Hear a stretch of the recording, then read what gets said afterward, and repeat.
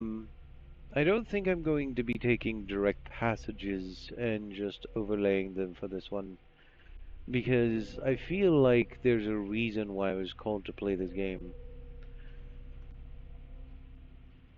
When my mother died, I was not alone. Same thing with my father. When they both died, they became voices that I could hear. Nowadays, it's nowhere near as strong or as often, but when they first died, I could definitely hear their voices, and it was strangely comforting to me. The thing about it is, you're not actually supposed to talk to the dead, and there's a very, very, very good reason for that.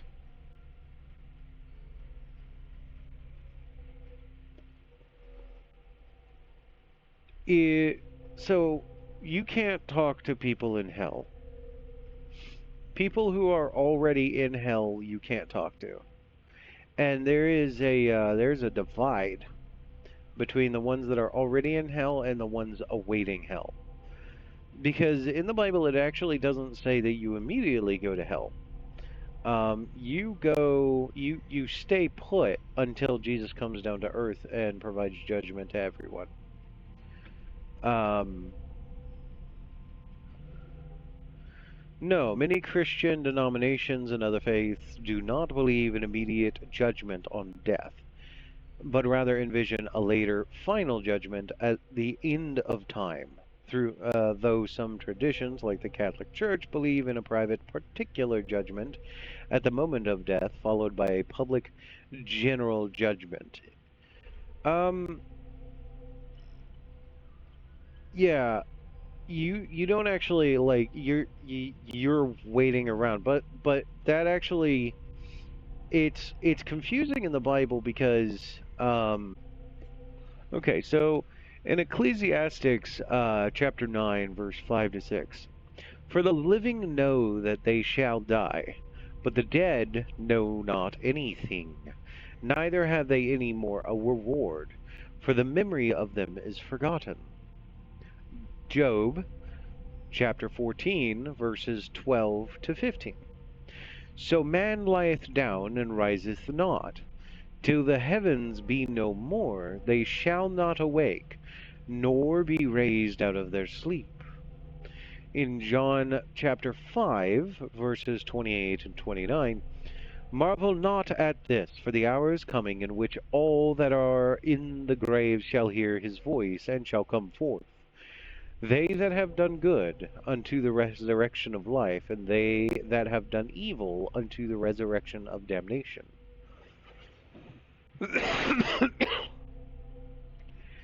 And have hope toward God, which they themselves also allow, that there shall be a resurrection of the dead, both of the just and unjust.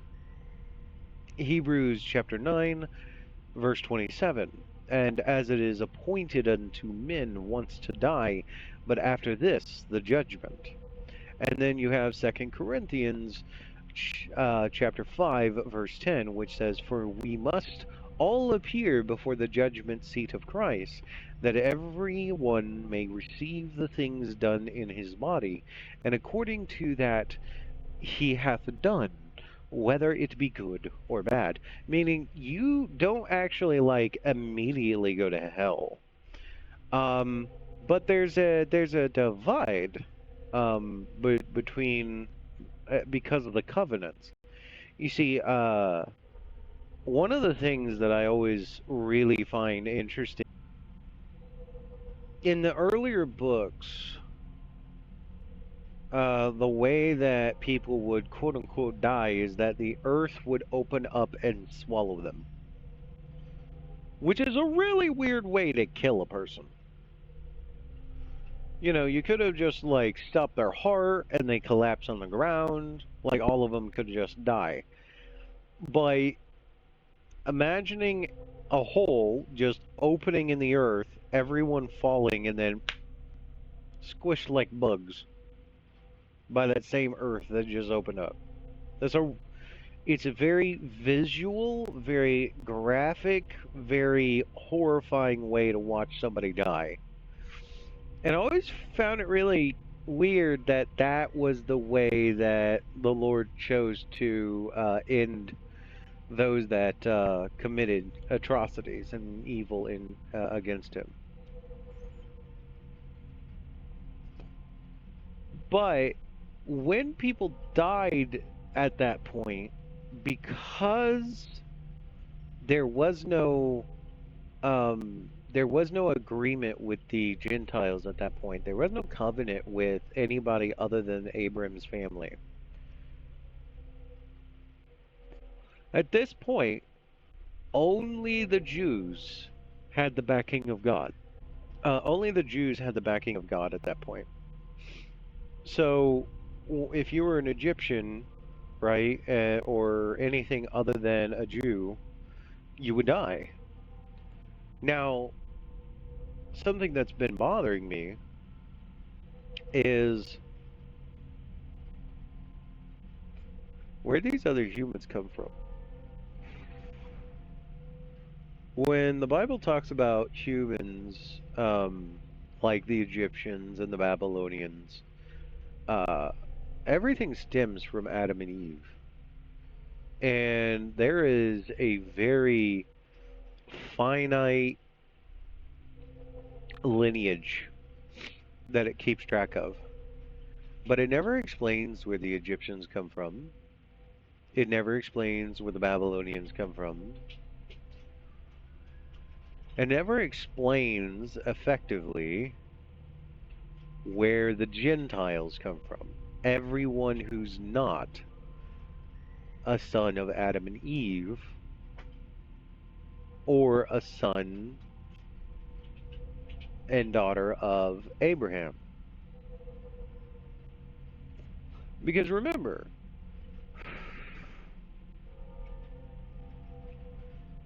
Noah gathered up everyone and God flooded the earth and killed everyone. So where are these extra humans coming from? But that's an aside. That's something we'll explain. We'll explore another day. Um, but those people who are not of the lineage and who served as Gentiles did not have a covenant with Jesus just yet. So their death was often immediate. And there's a very specific description of humans that explains what happens to them. Because often it's said that humans are but blades of grass. Not one is memorable, and they shall all fade into dust as they came from dust. Which means that any Gentile who died prior to the covenant, it's very possible that their existence just is gone. No hell, no heaven, no in between, just gone. Which is horrifying to think about. And that's why the gift of Jesus is amazing, because it saves everyone, not just the Israelites. Going back to the original point, though,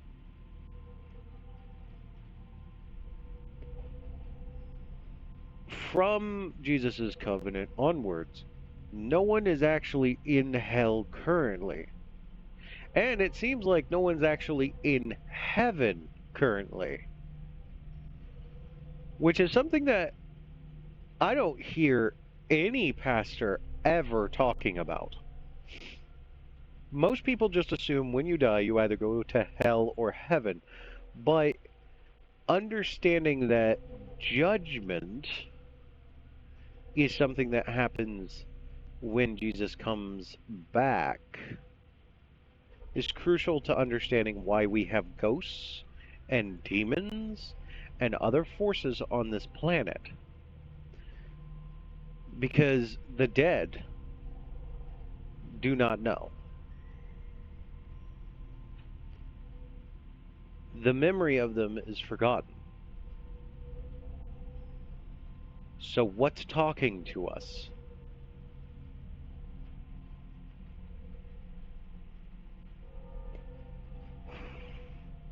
What is it that is in the boundary of the land of the dead that's whispering to us when we think we're talking to, for instance, my father and my mother?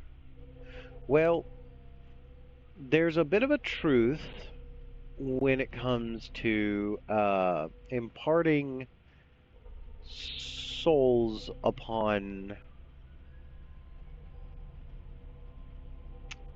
in Genesis chapter 2 verse 7. Then the Lord God formed man of the dust of the ground and breathed into his nostrils the breath of life, and man became a living soul, which means that it's only God that can distribute soul power. And in Ezekiel 18:4, it says, "Behold, all souls are mine. As the soul of the Father, so also the soul of the Son is mine. The soul that sinneth, it shall die."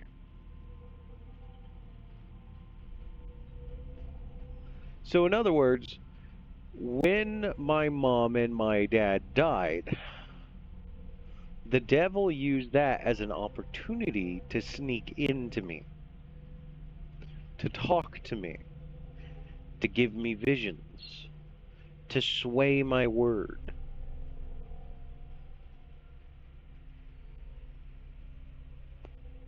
I had enough knowledge in me to understand how my mother would say things and my mother's mannerisms. And because I was very close to her, I would understand how she talked and did things. But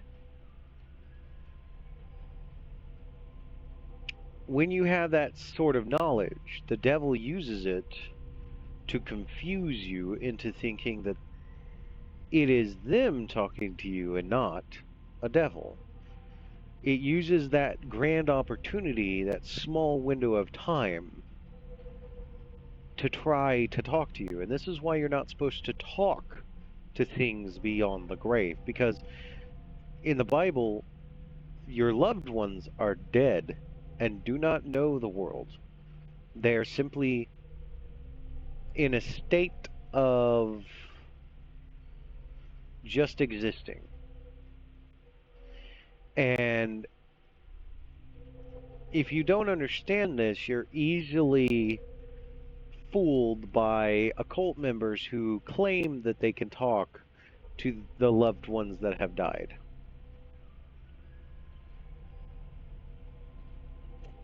And at first, just like everything, it starts with a comfort. It's comforting to think that you're hearing the loved ones that passed on. And that's the first step the devil gets into your window, into your holy house. And as time goes on, those voices, because you're lending them your ear, get more and more powerful. There is nothing but demonic forces that whisper in your ears. Your loved ones are not talking to you. They don't even know that they are there. They are staying in the place that you buried them or cremated them or wherever their ashes are. They're staying there until Jesus' final coming onto earth, where we will all be judged. So, when you hear the voices of the occult, it is always demonic. There are no exceptions. My favorite example of this in video games, ironically, is Shadow Warriors. So Shadow Warriors is a very vulgar, brutal game that talks about demons and stuff. And one of the things that you can do is you can kill the rabbits. Well, here's the thing: the rabbits look cute and innocent and fine, and they even make the jokes about boinking like rabbits because you can actually see rabbits having sex in this game. But you've unless you specifically get really suspicious about them, you don't know that those rabbits are demons. They just seem like cute, fluffy rabbits, completely innocent. But if you kill one, it transforms into a devil rabbit. And yeah, of course you can get loot, but it's a really interesting concept of this thing that you just didn't even pay attention to before was actually a devil right in front of you. And your job is to kill all the demons and devils. So much like that, most people do not know that when they talk to the occult, whenever they're talking with these ghosts in these documentaries, what you're actually experiencing is the memories and mannerisms of a dead person